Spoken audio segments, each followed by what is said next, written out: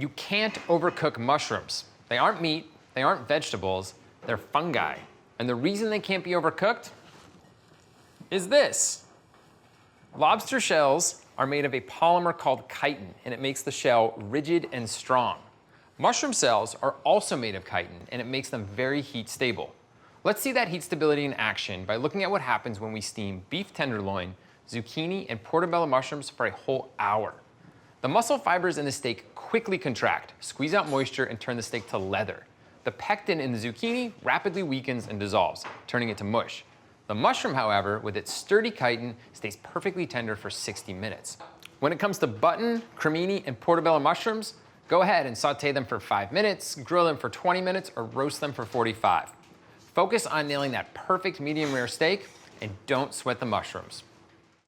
Thanks for watching America's Test Kitchen. What'd you think? Well, leave a comment and let us know which recipes you're excited to make, or you can just say hello. You can find links to today's recipes and reviews in the video description. And don't forget to subscribe to our channel. See you later.